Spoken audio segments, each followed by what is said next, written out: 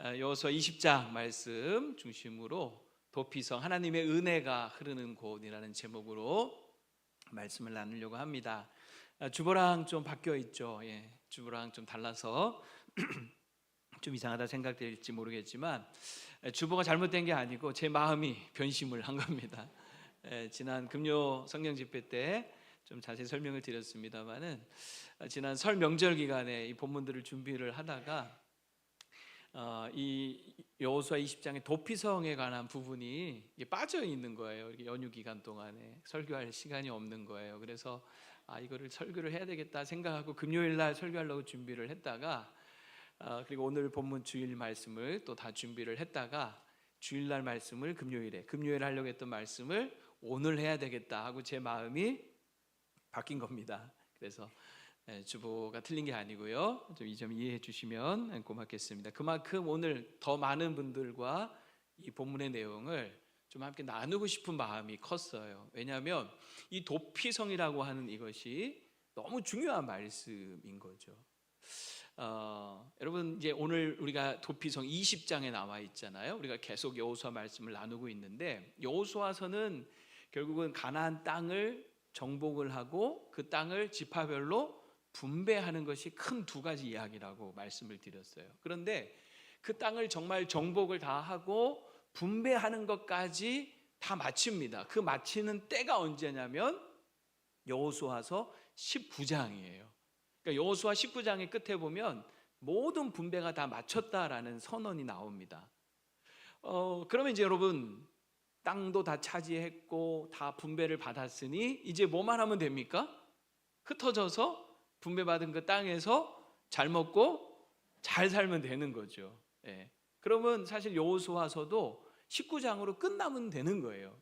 그런데 여호수아서는 19장에서 끝나지 않고 24장까지 있거든요. 사실 하나님께서는 이 가나안 땅을 정복을 하고 분배하는 것보다도 더 중요한 것이 있다는 것을 이스라엘 백성들이 알기를 원하셨던 거예요. 그것이 세 가지인데 첫째가 뭐냐면 도피성을 설치하라는 거였고요. 두 번째는 레위 지파들로 하여금 이 이스라엘 민족 12조각으로 나눠진 모든 지파에 뿔뿔이 흩어져서 레위 지파가 각 지파마다 흩어져 살면서 거기서 그 역할을 해주기를 바라셨던 거고요. 세 번째는 뭐냐면은 이스라엘 백성들이 하나님과의 언약을 잊지 않고 늘 그 언약을 마음에 새기면서 살기를 바라신 거예요. 그래서 땅 분배가 다 끝났는데 20장에서 도피성 이야기, 21장에서 레위 지파 이야기, 그리고 나머지 22에서 24장까지는 언약을 새롭게 갱신하는 그런 이야기가 나옵니다. 지난번에 제가 목요일날 새벽하고 금요일날 성경 집회 때 이 21장 레위 지파에 대한 이야기를 말씀을 드렸어요. 꼭 여러분 못 보신 분들은 찾아서 다시 한번 꼭 보시기를 바랍니다. 아시겠죠? 대답이 영 현찮아요. 아시겠죠? 되게 중요한 얘기들이 많이 있어요. 그리고 이제 오늘은 다시 살짝 거슬러 올라가서 20장에서 무슨 얘기하겠다? 도피성에 관한 이야기를 하겠다 하는 겁니다. 도피성 참 중요해요. 사실 이 말씀은 오늘 본문 1절 2절에 보면 이렇게 시작을 하죠. 자, 뭐라고 시작합니까? 여호와께서 여호수아에게 말씀하시되. 누가 말씀하셨다? 여호와께서. 이 도피성은 하나님이 말씀하신 거예요. 하나님의 계획, 하나님의 아이디어, 하나님의 뜻, 하나님의 계획이었다는 거죠. 근데 그것을 여호수아에게 말씀을 하셨지만 실제적으로는 2절을 보니까 이스라엘 자손에게 말하여 이르기를 내가 누구를 통하여? 모세를 통하여 너희에게 말한 도피성들을 너희를 위해 정하라 라고 말합니다. 그러니까 이 도피성에 대한 이야기는 지금 여기서 갑자기 하신 말씀이 아니고 이미 모세가 살아있을 때 모세를 통하여 광야에서 모세에게 이미 하셨던 말씀이 너희가 가나안 땅에 들어가서 땅을 정복하고 그 땅을 차지하면 도피성을 설치하라 라고 하셨던 거죠. 이제 정말 땅을 다 차지했으니 그 말씀대로 도피성을 정할 것을 하나님이 다시 명령을 하시는 겁니다. 그만큼 이스라엘 백성들이 땅을 차지하고 가장 먼저 힘써야 될 중요한 일이 도피성을 설치하는 것이었다는 거죠. 왜 이것이 이렇게 중요하냐면, 자, 이스라엘 백성들이 이제 가나안 땅을 차지했잖아요. 그 땅에서 이제 앞으로 정착하면서 살아야 되는데, 정말 중요한 건 뭐냐면 이들이 이 가나안 땅에 이전까지 살아왔던 가나안 사람들처럼 살면 안 되는 거예요.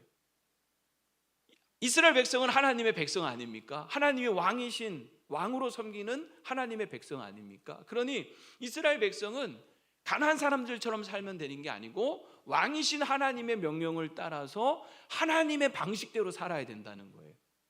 여러분, 우리가 지금 이 땅을 살아가지만 우리도 마찬가지예요.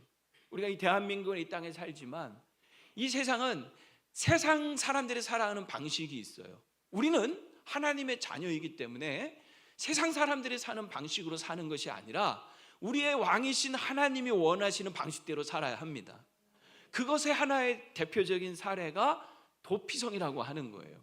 왜 이 말씀을 하시냐면, 당시에 이 세상 사람들이 살아가는 삶의 방식 중에 하나가 뭐냐면, 사람들이 자신에게 어떤 상처를 주거나 손해를 끼치거나 하면 반드시 당한 만큼 되갚아준다 하는 생각을 갖고 살았어요. 자, 반드시 당한 만큼 뭐 한다? 되갚아준다. 얼마만큼? 얼마만큼? 솔직히 당한 만큼? 아니죠. 대답이 영 껄끄럽죠. 지금 속에서는 아니 무슨 당한 만큼, 몇 배로? 2배, 3배는 갚아줘야 뭐예요? 직성이 풀리고 속이 풀리죠. 그게 세상의 방식이에요.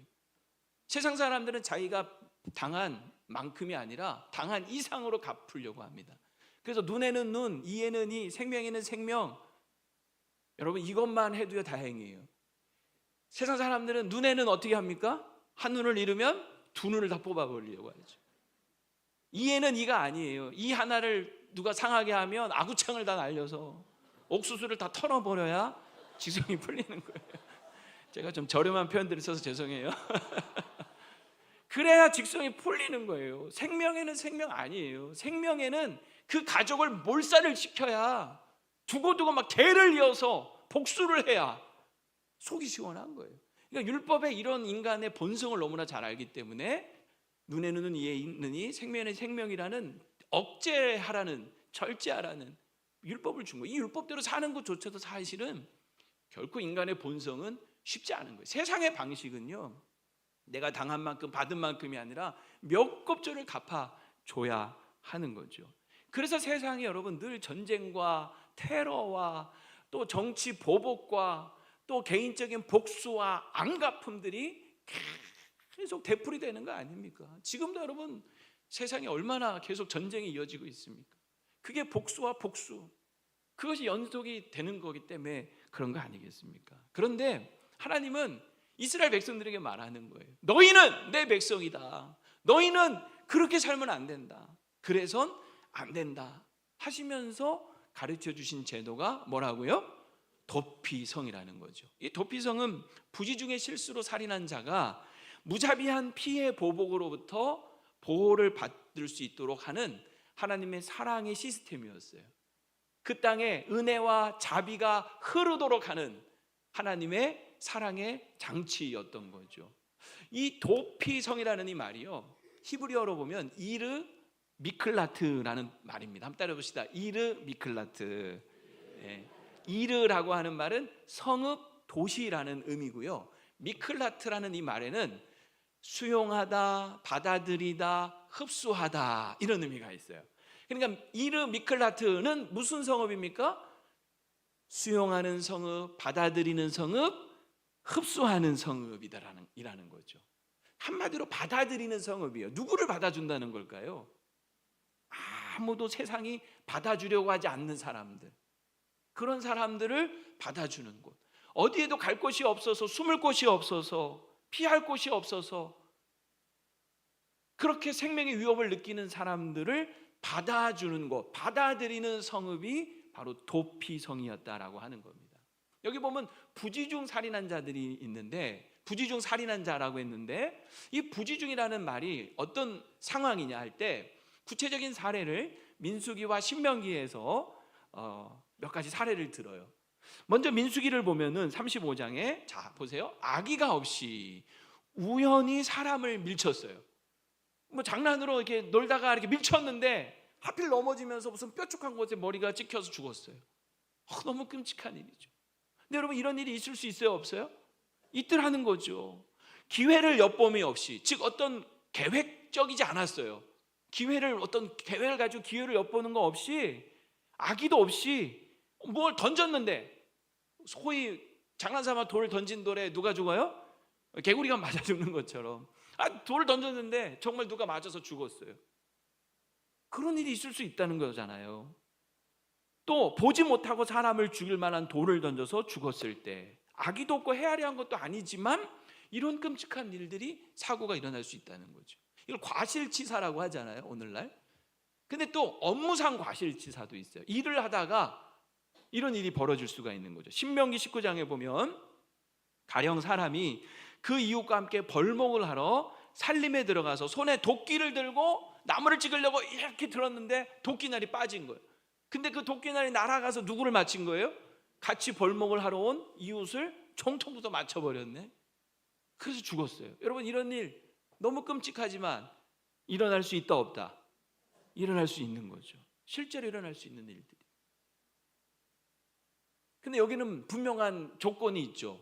공통점이 뭐냐면, 일단은 원한이나 미움이 없었어요. 계획하지 않았어요. 그리고 죽일 의도가 없었어요. 그런데도 사람을 죽인 거야. 여러분, 이렇게 사람이 죽으면요, 그 피해자의 가족들은 여러분 어떻게 될까요? 아무리 상황을 설명하고 전혀 내가 그럴 의도가 없었다라고 설득을 하려고 해도 들리겠습니까? 내 가족을 죽인 그 살인자를 받아줄 수가 있겠습니까? 막 눈이 뒤집어지는 거죠. 감정이 폭발을 하는 거죠. 그러니 아무리 어떤 정황이나 상황을 설명을 해도 들으려고 하지 않고 무조건 일단 피해 복수부터 하려고 하는 거죠. 그리고 그 시대에는 이런 것들이 가능했던 시대였던 거예요. 근데 이렇게 감정적으로 막 개인적으로 막 복수를 하기 시작을 하면 그 사회는 정말 피해 악순환이 계속 되는 거죠. 그래서 하나님이 한 가지 방법을 가르쳐 주신 거예요. 이렇게 부지중 살인한 자는 일단 무조건 어디로 피해라? 도피성으로 피하라는 거예요. 도피성. 여러분, 이 도피성의 위치를 한번 지도로 한번 보도록 하겠는데요. 오늘 본문 7절과 8절에 보면, 자, 저 지도를 보면 가운데 요단강이 흐르고 있어요. 위에 갈릴리가 있고 밑에 사해바다가 있고, 가운데 요단강을 기준으로 동쪽과 오른쪽으로 나눠지죠. 여러분, 요단강 서쪽 맨 밑에 보면 헤브론이라고 있습니다. 찾으셨습니까? 헤브론, 그 위에 세겜, 그 위에 게데스, 그리고 오른쪽 요단 동쪽에 보면 바산골란, 길라라못, 베셀, 이렇게 요단강을 중심으로 동쪽에 셋, 서쪽에 셋, 총 6곳에 이 도피성을 설치하도록 되어 있었습니다. 근데 저기 헤브론, 세겜 전부 다 이스라엘 민족에게는 너무나 낯익은 곳이에요. 유명한 도시들이에요. 큰 도시들이에요. 그러니까 이 성읍들은 모를 수가 없어요. 뭐 예를 들어서 대한민국의 서울 하면 모르는 사람이 있을까요? 여러분, 서울 살지 않으세요? 서울 하면 어디쯤 다 아는 거예요. 대전 하면 머릿속에 다 있어요, 없어요? 있잖아요. 부산 하면 어디쯤 다 있어요, 없어요? 광주 하면 어디쯤 다 있죠? 또 여러분 어디 얘기해 볼까요? 평양 하면 가보지도 않았지만 평양 저 북쪽 어디 다 알잖아요. 적성 하면요. 적성? 어디서 들어본 것 같아요. 어디야? 제 고향 적성. 이런 조그마한 시골이 아니라는 거예요. 그냥 저 6곳은 당시에 이스라엘 민족 하면 거기 딱 할 정도로 너무나 유명한 성읍들인 거죠. 그리고 저 동그라미 이렇게 친 것은 일부러 이렇게 해놓은 건데, 저 성읍을 중심으로 사방 32km 하루길이에요. 보통 우리 하루 막 빠르게 가면은 사람이 한 32km 가거든요. 그래서 하루길 범위 내에 다 겹치게 돼 있어요. 그래서 이스라엘 지역 어느 지역을 살든지 간에 하루길이면 얼마든지 도달할 수 있는 곳에 저 도피성들을 설치를 했습니다. 그리고 신명기 19장에 따르면은 저 길로 가는 길은 1년에 한 번씩 꼭 정비를 하게 돼 있어요. 막 숲이 우거져서 못 찾는 일이 없도록 항상 깨끗하게 정비가 다 되어 있었고, 이 유대 전승에 따르면은 도로의 폭이 14m 정도 됐다고 해요. 별로 안 놀라시는데 14m. 요즘도 여러분 14m 엄청난 대로입니다. 대로. 한 3, 4초 될까요? 우리 사당동이 시골 골목길이 아닌 거예요. 사당동은 시골이 아니죠. 이 사당동 골목길이 아닌 거예요. 그냥 정말 14m 되는 큰 도로가 도피성으로 가는 길에 놓여 있었고, 갈림길이 나오잖아요. 그러면 도피성 가는 길이란 이정표를 딱 설치해서 사람들이 헷갈리지 않도록 한 거예요. 누구라도 언제든지 얼마든지 도피성으로 피할 수 있도록 한 겁니다. 얼마나 하나님께서 디테일하십니까? 그리고 9절에 보면은 이스라엘 민족이 아니라 이스라엘과 함께 거류하는 거류민 이방인들도 이 부지중 살해한 자들이 그리로 피하면 받아주게 되어 있었어요. 하나님의 은혜는 차별이 없는 겁니다. 누구라도 다 그 안에 피하여 숨을 수가 있었던 거죠. 여러분 재밌죠? 지루해지면 안 돼요 지금. 아직 더 가야 돼. 재밌죠? 여러분 이 도피성이 이제 이렇게 여러 곳에 이렇게 설치가 돼서 자기가 부지중 살인을 했다면 일단 가까운 도피성을 향하여 피하여 가는 거죠. 그런데 도피성까지 갔다고 해서 자동으로 들어갈 수 있는 게 아니에요. 자동 문이 아닌 거예요. 그 앞에 서면 성읍 문에 서서 성읍 어귀에서 그 도피성에 사는 장로들 앞에서 먼저 자신이 행한 그 일들을, 사건을 자세하게 설명을 했어야 돼요. 그래서 장로들이 듣고 이 사람 정말 실수로 살인을 했구나 하면 받아주게 됩니다. 그렇게 받아주잖아요. 그러면 뒤쫓아오는 피해 보복자들이 그 성 안으로 따라 들어올 수 있을까요? 없을까요? 없어요. 피해 보복자들 못 들어오게 막아주는 거예요. 그리고 이 사람을 재판을 받기 전까지 내어줄 수 있을까요? 없을까요? 내어주지 않는 거예요. 그리고 두 번째, 자 이렇게 일단은 받아들였으면 조금 전에 말씀드린 것처럼 그냥 무조건 면책이 되는 게 아니에요. 자동 면책되는 게 아니라 거기에서 공정한 재판을 회중들 앞에서 받게 되었습니다. 그러니까 이 도피성에 피한 사람이 자기가 원하지 않는데 나갈 수 있는 상황은 절대 없는 거예요. 여기 보면 재판을 받기 전까지 또는 대제사장이 죽기 전까지 이 사람을 절대로 내보낼 수가 없는 거예요.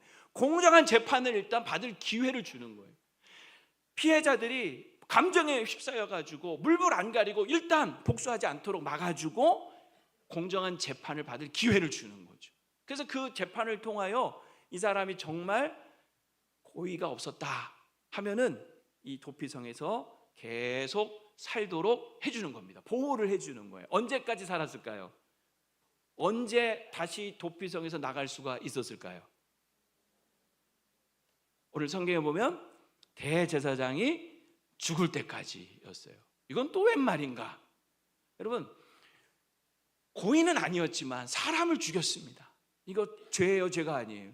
죄죠. 큰 잘못이죠. 큰 실수를 한 거예요. 고의는 없었어도 사람을 죽인 그 죄에 대한 값을 치르려면 내가 죽을 수는 없고 누군가 나를 대신하여 죽음으로 그 생명의 값을 치러주는 거예요. 그게 성경의 대속의 원리입니다. 한번 따라서 대속의 원리. 내가 사람을 죽인 죄가 있었지만 나를 대신하여 누가 죽으면 그 사람을 죽인 죄에서 내가 사면을 받는 거죠. 근데 나를 대신하여 죽는 그 누가 누구라고요? 대제사장이에요. 대제사장. 대제사장은 1년에 한 번씩 이스라엘 모든 백성들의 죄를 속죄일에 하나님 앞에 나가서 사죄를 받고 나오는 모든 백성의 대표였어요. 그래서 대제사장이 죽으면 도피성에 피한 모든 사람들이 다 그 죄가 함께 씻어졌다라고 생각을 해서 사면을 해주고 자유롭게 나갈 수 있도록 해준 겁니다. 그러니 여러분 생각을 해보세요. 이 도피성에 피한 사람들은 매일같이 무슨 기도했을까? 주여 제발 저 대제사장 빨리 좀 돌아가게 해주시옵소서. 왜냐하면 솔직히 여러분 도피성에 피했지만 여기 편하겠어요, 불편하겠어요? 얼마나 불편하겠어요. 그곳에 사는 것이 쉽지 않은 거예요. 물론 여러분 그 도피성에 가족들이 함께 이제 나중에 이주해서 살 수 있도록은 해줬어요. 하지만 그래도 여러분 자유롭지 못한 거, 그 성 밖을 나갈 수가 없는 거예요. 그러니 정말 제발 저 대제사장 죽었으면 좋겠다. 왜? 그 대제사장이 죽어야 자기가 벗어날 수가 있는 거 아닙니까? 그러니 그런 기도 할 만해요, 안 해요? 솔직해지자고. 할 만해요, 안 해요? 솔직히 할 만하죠. 솔직히 할 만해.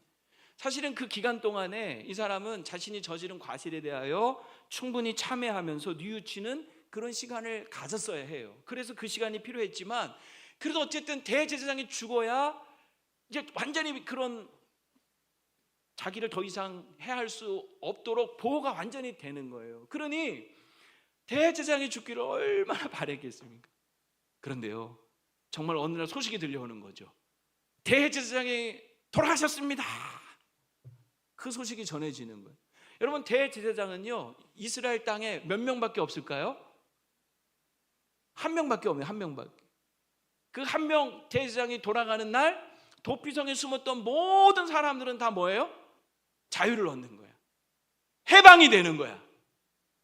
그러니 그 대제사장이 죽었다라는 소식이 쫙 들려올 때 그 도피성에 피하여 숨었던 사람들은 얼마나 기뻤을까? 드디어 해방이다! 드디어 자유다! 여러분, 그 도피성 문 밖을 탁 나올 때 그 도피성 안에서 늘 살다가 그 도피성 문이 열리고 그 도피성 문을 탁 나오면서 자유를 느낄 때 얼마나 기뻤겠어요? 아니? 물론 대제사장이 돌아가신 건 아쉽지만 그건 그거고, 일단은 자유를 얻은 거죠. 해방을 얻은 거죠. 그리고 그 제사장이 돌아가신 것이 얼마나 감사하겠어요? 은혜죠, 은혜. 돌아가심으로 내가 뭐 한 거예요? 자유를 얻고 해방을 얻은 거예요. 여러분, 왜 이렇게 심각하세요? 아닌 것 같아요? 여러분, 이게 엄청난 성경적 원리인 겁니다. 이 대제사장이 누굽니까? 히브리서에 보면 우리에게 있는 큰 대제사장이 계세요. 이스라엘 수없이 많은 대제사장들이, 인간 제사장이 있었어요. 그들이 태어나서 죽고 했지만 우리의 영원한 대제사장으로, 대제사장도 대자가 있지만 그 앞에 또 큰 대제사장, 모든 대제사장보다 더 크신 예수 그리스도께서 사람이 돼서 이 땅에 오셔서 우리를 대신하여 돌아가신 거죠. 그 큰 대제사장이 예수님이 십자가에서 돌아가심으로 말미암아 그 예수님을 믿는 저와 여러분 모두가 얻은 것이 뭡니까? 자유인 거예요. 해방인 거예요. 죄의 저주와 진노로부터 자유를 얻은 겁니다. 할렐루야. 대제사장이 한 명이었던 것처럼, 물론 그 뒤를 이어서 죽으면 또 다른 제사장이 세워지고 했지만 그 제사장 말고 우리의 유일한 구원자도 바로 예수 그리스도 한 분인 거죠. 그분이 우리를 위하여 돌아가심으로, 그게 얼마나 감사한 일이에요. 예수님이 나를 대신하여 돌아가신 거 얼마나 고마운 일이에요. 그게 은혜인 거예요. 그 예수님이 돌아가심으로 내가 자유를 얻고. 이거 찬양해야 돼. 오늘 아까 우리 할렐루야 주를 찬양하여라. 할렐루야 자유케 하셨도다. 죄의 저주 끊으심 주께 구원이 있도다. 주 예수 나의 참 소망. 주 예수 나의 참 소망. 할렐루야. 우리 함께 영광의 박수 한번 올려드립시다. 야, 여러분, 갑자기 코가 막혀가지고 제가 이 찬양을 한 번 더 해봅시다. 여러분 같이 오늘 우리 3부 찬양팀에서 우리 함께 했던 찬양인데요. 할렐루야 주를 왜 찬양해야 합니까? 할렐루야 우리를 자유케 하셨어요. 자유케 하셨도다. 죄의 저주 끊으신 주께 구원이 있도다. 주 예수 나의 참소 그리스도 나의 산소망. 그리스도 나의 산소망. 주님은 나의 주님은 나의 산소망. 아멘. 우리 하나님께 영광을 다시 한번 올려드리죠. 정말 제가 설교를 준비하면서 1부, 2부, 3부 점점 클라이막스가 되고 있어. 이걸 생각을 할수록 너무 좋은 거야. 대제사장이 죽었다는 거요. 얼마나 좋아요. 예수님이 우리를 왜 죽으신 것이 우리에게 얼마나 큰 은혜냐는 거죠. 예수님이 돌아가심으로 모든 죄의 저주와 심판으로부터 우리가 자유를 얻고 해방을 얻은 겁니다. 그래서 오직 주 예수만이 나의 참 소망 되시는 거죠. 유일한 길이에요. 여러분, 이 죄인이 피하여 숨을 곳은 도피성 외에는 없는 거예요. 아무리 가까운 다른 성은 가봐야 소용없어요. 힘들다고, 저기까지 가는 게 힘들다고 또 가까운 데 가봐야 소용없어요. 오직 도피성으로 피해야 되는 거예요. 오직 예수님만 우리의 구원자이신 거예요. 언젠가 우리 하나님의 심판대 앞에 다 섭니다. 그 하나님의 심판을 피할 자가 누굽니까? 누가 우리를 그 하나님의 심판으로부터 벗어나게 합니까? 예수 그리스도밖에 없는 거예요. 그분이 우리를 위해 대신하여 죽으셨기 때문에, 생명값을 치러주셨기 때문에. 그 길로 가는, 예수님께로 가는 길은요 어렵지 않아요. 도피성 가는 길 아까 어떻다 그랬어요? 넓어요. 대로야, 대로. 죽게 가는 길은 넓습니다. 주님을 따르는 길은 좁은 길이어도, 예수님을 믿고 주님을 따르는 길은 좁은 길이야. 하지만 죽게로 가는 길은요 넓어요. 누구라도 오라는 거예요. 죄 있는 자 다 오라는 거예요. 좁지 않아요. 어렵지 않아요. 막 못 찾지 않아요. 그래서 나중에 결국 핑계할 수도 없는 거죠. 난 예수 믿을 기회가 없었는데요, 뭐 이런 핑계도 못 하는 거예요. 예수님께 가는 길은 넓습니다. 주님을 따르는 길은 좁지만 얼마나 좋아요. 그리고 이 도피성이 레위인의 성읍이에요. 이 레위인들이 뭐 하는 사람들이에요? 제사를 드리는 사람들이잖아요. 제사는 하나님께 죄인이 나아가는 유일한 길이에요. 수단이에요. 제물을 잡아 드림으로. 그리고 율법을 가르치는 자들이었어요. 그러니까 이 도피성에 피한 이 죄인들이 거기에서 뭐 하는 거냐면 맨날 그냥 할 일 없이 놀고 먹는 게 아니라 레위인으로부터 율법을 배우고 제사에 대해서들 배우면서 지금 내가 죽었어야 되는데 죽지 않고 여기서 살고 있는 것이 은혜구나, 이거를 날마다 깨닫는 거죠.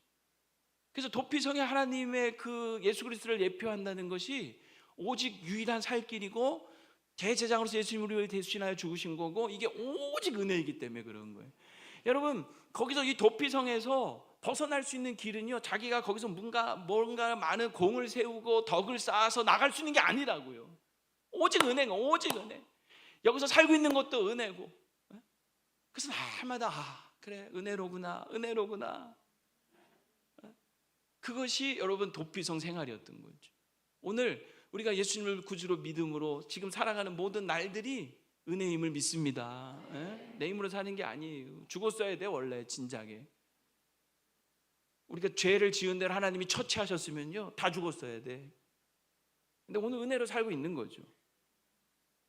자, 이 도피성, 이것을 그럼 오늘날 우리가 어떻게 그러면 적용해 볼 수 있을까? 이 도피성을 지금 우리가 어딘가 지금 뭐 실제적으로 설치할 수는 없는 거잖아요. 이스라엘도 아니고 시대도 바뀌었고. 그러나 이것을 우리가 원리를 우리 스스로 삶에 적용을 해볼 수가 있는 거죠. 두 가지를 말씀을 나누면서 말씀 맞추려고 합니다. 첫째는 뭐냐면, 하나님이 궁극적으로 원하시는 삶은 복수하고 보복하는 삶이 아니라 용서하는 삶이다. 용서를 실천하는 것이다 하는 겁니다. 용서, 들을 때마다 어렵죠. 수없이 많이 듣는 말이지만 실제적으로 참 하기가 어려워요. 그래서 예수님을 믿으면서도 용서가 안 되는 사람이 있고, 그래서 내 마음 한구석에는 용서치 않는 사람이 꼭 있는 거죠. 그래서 이런 말씀을 또 들으면 부담이 되고, 또 시작이구나, 귀를 막고 싶고, 되지도 않는 거 맨날 하려네 이러면서 마음속에 거슬러질지도 모르겠어요. 그러나 여러분, 예수님이 우리를 용서하셨던 것을 믿는다면 우리 안에 용서하지 못할 사람이 있으면 될까요, 안 될까요? 자신 없지만 그래도 얘기해 보세요. 예수님 믿는 사람 안에 용서 못하는 사람이 있으면 된다, 안 된다? 그러면 안 되는데 만약에 있으면 용서해야 된다, 안 해야 된다? 용서해야 된다는 거죠. 그래서 예수님이 늘 우리에게 산상설교에서 원수를 사랑하라, 너희를 핍박하는 자를 위하여 축복하고 기도하라, 용서하라고 말씀하시는 거예요. 왜 그러는지 아세요? 우리 안에 용서 못한 사람이 있는 걸 아시는 거지. 그래서 지금도 또 말씀하는 거예요. 부족한 종을 통해서라도 또 들으라는 거죠. 근데 왜 이렇게 그러면 우리에게 용서하라고 얘기하시냐 할 때, 용서가 힘들지만 그 힘든 용서가 힘든 것보다 용서함으로 얻을 수 있는 유익이 훨씬 더 크기 때문에 그래요. 용서 참 쉽지 않아요. 인간의 본성을 거스리는 거야. 그러나 그 힘든 것을 함으로 우리가 얻는 유익은 이루 말할 수가 없어요. 첫째는 용서는 복수의 악순환을 멈춥니다. 동의하십니까? 빨리빨리 동의해 주세요. 그래도 빨리빨리 넘어가요. 동의하시죠? 맞아요. 두 번째는 용서는 나를 자유하게 해요. 이렇게 하면 좋습니다. 그러니까 사실 용서는 상대방을 용서한다고 하지만 용서를 통해서 가장 먼저 자유를 얻는 사람은 나 자신이에요.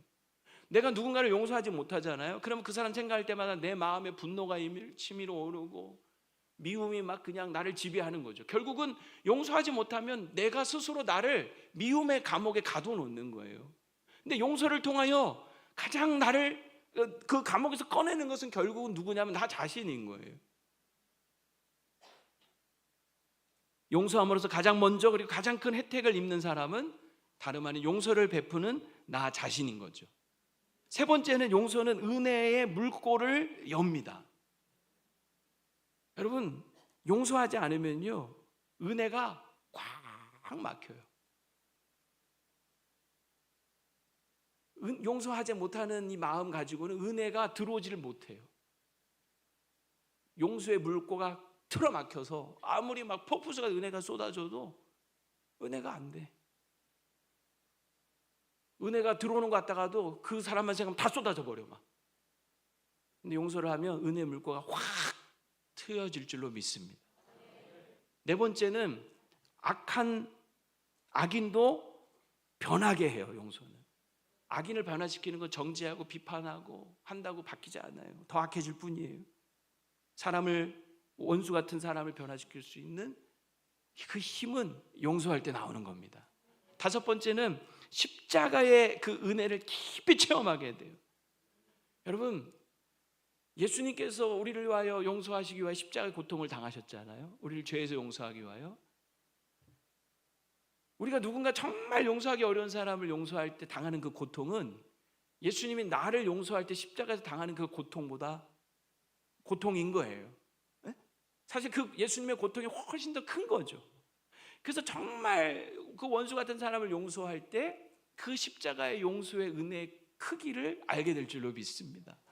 정말 용서해보지 않은 사람은 그 십자가의 그 은혜의 크기를 알 수가 없는 거예요. 그래서 용서하셔야 되는 거예요. 어떻게 할 수 있느냐? 먼저 시선을 전환을 해야 합니다. 용서는요, 여기 또 2부 때도 그 사람을 보고 하면 안 돼. 이 왼수 하면서 내가 용서해 보려고 그 사람 그래 용서해줘 얼굴을 쳐다보잖아요. 다시 욕이 나와요. 막 옛날 생각나면서 손이 올라가는 거죠. 그래서 그 사람을 보면 절대 용서가 안 되고 누구를 봐야 됩니까? 주님을 바라봐야 되는. 그래서 용서는 그 사람을 보고 하는 게 아니라 십자가를 바라보고 하는 겁니다. 그럼 할 수가 있어요. 억지로 하려고 하지 마시고 십자가를 깊이 묵상하십시오. 그래서 주님의 은혜가, 그 용서의 은혜가 내 안에 가득 차면 또 나도 누군가를 용서할 수 있는 마음이 생길 겁니다. 아니 어느 순간 다 마음이 풀어지고 용서가 될 것입니다. 그리고 주도권을 여러분 전환을 해야 돼요. 우리는 그러죠. 상대가 먼저 사과하거나 변할 때까지 절대로 나는 용서하지 않을 거야, 내 마음을 풀지 않을 거야, 이런 생각들을 해요. 근데 그거는 결국은 그 사람한테 내 삶의 주도권을 넘겨주는 거지 않습니까? 그 사람이 풀릴 때까지 그거는 뭐냐면 그 사람이 나를 좌지우지하는 꼴밖에 되지 않는 거잖아요. 가뜩이나 그 사람 때문에 힘들어 죽겠는데 왜 삶의 주도권을 그 사람에게 넘기냐고요. 여러분, 여러분의 삶의 주도권을 찾아오셔야 합니다. 그 사람이 어떠하든지 간에 내가 용서를 해도 그 사람이 받아들일지 안 받아들일지, 그 사람이 자격이 있든지 없든지 상관없이 내가 하나님 앞에서 받은 은혜를 따라서 그 사람을 용서하기로 선포하고 결정을 하는 거예요. 그래서 주도권을 가져오시라고요. 그 사람이 변할 때까지 매워서 기다리지 마시고 왜 그 사람들이 끌려다니냐고요. 여러분의 삶의 주도권을 찾으십시오. 두 번째는 적용은 오늘날 우리 삶에 이런 도피성은 어디여야 하는가 하는 겁니다. 사실 도피성은 전부 다 사고를 친 사람들이 오는 거잖아요. 그죠? 뭐 부지중 실수로 살인을 했어도 사고를 크게 친 거죠. 이런 사람들은 세상은 받아주려고 하질 않아요. 오히려 낙인을 찍고 매장을 하고 소위 손절을 해버리는 거죠. 그래서 이런 실수를 하는 사람들은 갈 곳이 없어요. 받아주는 곳이 없어요. 그런데 여러분, 이런 사람들을 받아주어야 될 곳이 어디여야 할까요? 여러분의 가정이어야 합니다. 그리고 교회여야 합니다. 자식이 사고를 쳤어요. 누가 받아줘야 합니까? 에? 가정에서 받아줘야죠. 가정에서조차 받아주지 않으면 이 아이는 어디로 가야 될까요? 자식들 사고 칠 수 있죠. 그래도 끝까지 받아주는 곳이 있어야 돼. 그곳이 어디여야 돼요? 세상은, 학교는, 뭐 사회는 이 아이를 쫓아낸다 할지라도, 받아주지 않는다 하더라도, 탕자가 재산 다 날려먹고 빈털터리로 왔는데 아버지마저 이 나쁜 놈 나가! 했으면 여러분 끝나는 거 아닙니까? 어디 갑니까 이 아이는? 근데 아버지가 어떻게 했죠? 달려가서 끌어안고 집으로 데려가잖아요. 탕자가 뭘 잘했어요? 잘한 거 하나도 없지. 다 말아먹고 왔는데. 그래도 받아주는 곳이 되어야 돼요. 어디가? 여러분의 가정이. 여러분 가정이 도피성이 되기를 바랍니다. 교회가 도피성이 돼야 돼요. 세상에서 사고치고 뭐 문제를 일으켰다 하더라도요, 그 사람이 이제 정말 마지막 유일한 희망처로 교회를 왔어. 교회마다 그냥 쌍동기 눈 뜨면서 아, 저 사람이 뭐 어떤 사람이래, 아유 저 인간 저렇대 저렇대 하면서 수근수근 대면서 받아주지 않으면 이 사람 어디로 갑니까? 어디로 가야 할까요? 교회는 그런 사람들을 받아주는 곳이어야 합니다. 그래서 그 사람을 궁극적으로 우리의 유일한 도피성이신 예수님께로 인도할 수 있어야 하는 거죠. 그러기 위해서 가정이든 교회든 심리적 안정감을 느껴야 돼요. 아, 이곳은 안전하다. 가정에 가면 나를 받아준다, 안정감. 교회에 가면 내가 어떠하든지 간에 나를 받아준다 하는 안정감. 우리 목장에 가면 내가 어떠하든지 간에 나를 받아준다 하는 안정감. 소문내고 수군거리고 뒷담화하고 그게 아니라 받아주는 거죠. 사람은 다 실수할 수 있어. 많이 힘들었지. 여기는 안전해. 이렇게 품어줄 수 있는. 그러니까 우리가 뭐 사법적인 어떤 그런 부분을 떠나서 그거는 그거고, 정서적으로 영적으로 교회가 도피처가 돼야 돼요. 그리고 비심판적 경청, 수용적 경청이 돼야 돼요. 무슨 말을 하든 여러분, 이 부지중 살인자가 도피성에 가면 성읍 입구에 서서 장로들에게 자기 사건을 다 얘기합니다. 이럴 때 장로들은 비심판적으로, 즉 수용적으로 일단 들어주는 거예요. 경청을 해주는 거예요. 우리가 목장에서 나눔을 할 때 항상 그런 마음이 필요한 거죠. 도끼는 뜨고 이렇게 보지 마시고. 그리고 더 중요한 게 마지막, 함께 사는 곳이어야 돼요. 도피성은 이 사람들이 잠깐 머무는 곳이 아니라 이제 그곳에서 그 사람을 받아들이고 함께 살아가는 거예요. 살인자라는 꼬리표를 붙여놓고 야, 이번에 들어온 애는 쟤래 하면서 자꾸 손가락질 하면서 아, 쟤래 아유, 생긴 거부터 그렇게 생겼네 막 이러면서 째려보고 노려보고 멀리하고 거리 두고 이러면 안 되는 거죠. 이게 근데요, 우리가 흔히 할 수 있는 실수예요. 왜냐하면 보세요, 이 도피성은 전부 레위 성읍이라 그랬잖아요. 레위인들이 어떤 사람들이에요? 얼마나 거룩하고 경건합니까? 그러니까 이 거룩하고 경건한 사람들이 가장 큰 실수가 뭐냐면 너희랑 나랑 달라 이거죠. 가까이 오지 마, 때 묻어, 이런 거죠.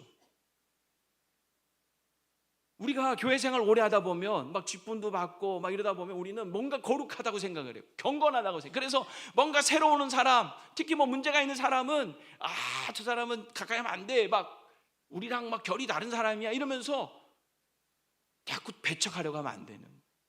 여러분, 거룩이라는 것은 구별됨이잖아요. 스스로를 제약으로부터 구별한다는 거지 사람을 차별하라는 게 아니에요. 이 일을 잘했던 게 바리새인들 아닙니까? 자기들이 좀 경건하다고, 율법을 좀 따라 산다고 그냥 위선을 떨면서 세리 같은 사람들을 정죄하고 판단하고 멀리하고, 이게 잘못된 거예요. 그건 교회가 아닌 거죠. 소금과 빛은요, 그 썩어지는 곳에 들어가야 되고 어두운 곳에 들어가야지 의미가 있는 거 아닙니까? 내가 세상에 구별된 소금이고 빛이라면 세상 속으로 들어가야 되는 거예요. 예수님은 죄인과 함께 먹고 마셨어요. 대신 그들을 변화시키셨죠. 그들에게 물든 게 아니라 그들을 수용함으로 변화시키시는 거예요. 교회가 그런 곳이 되어야 할 줄로 믿습니다. 그래서 누가 오든지 간에 이곳에서 정서적 지지를 얻고 힘을 얻어서 다시 삶의 소망을 얻고, 그래서 정말 내가 새롭게 살아야 되겠다, 예수님 안에서 내가 새로운 피조물로 살아야 되겠다, 이런 결단이 일어나는 곳이 교회여야 하는 거예요. 교회까지 왔는데 교회에서조차 차가운 시선을 느끼고 차별을 당하는 걸 느끼고 이러면 절대로 안 되는 거죠. 말씀을 마칩니다. 이스라엘 민족이 드디어 약속의 땅을 모두 정복하고 분배까지 마쳤어요. 근데 여러분, 약속의 땅이 왜 약속의 땅인지 아세요? 젖과 꿀이 흐르는 땅이라서? 그것도 맞아요. 하지만 젖과 꿀이 흐르는 땅은 가나안 땅 말고도요 많이 있었어요. 아니, 오히려 더 살기 좋은 풍요로운 것은 여기 가나안 땅 말고도 훨씬 더 많이 있어요. 그런데 왜 가나안 땅을 약속의 땅이라고 하는지 아십니까? 그곳에는 세상에는 없는 뭐가 있기 때문에? 도피성이 있기 때문에. 그 약속의 땅에는 세상과 차별된, 세상에는 없는 도피성이 있기 때문에 약속의 땅인 거예요. 하나님의 나라인 거예요. 하나님이 통치하시는 세상인 거죠. 아무도 받아주지 않는, 갈 곳이 없는 사람들이 받아주는 곳이 있는 거예요. 숨 쉴 수 있는 곳이 있는 거예요. 그게 도피성이었던 거예요. 그런데 그 도피성은 궁극적으로 예수 그리스도인 거예요. 예수님은 누구나 다 우리를 받아주십니다. 자격 없지만 다 받아주세요. 그 예수님을 믿는 우리가 살아가는 가정과 교회가 이제 도피성 역할을 해야 할 줄로 믿습니다. 여러분이 있는 곳에 도피성이 있기를 바랍니다. 여러분 가정이 도피성이 되고 우리 교회가 도피성이 되기를 원합니다. 그래서 가정에서, 교회에서 예수님을 만나고 알게 되는 이런 귀한 역사가 일어나기를 축원합니다.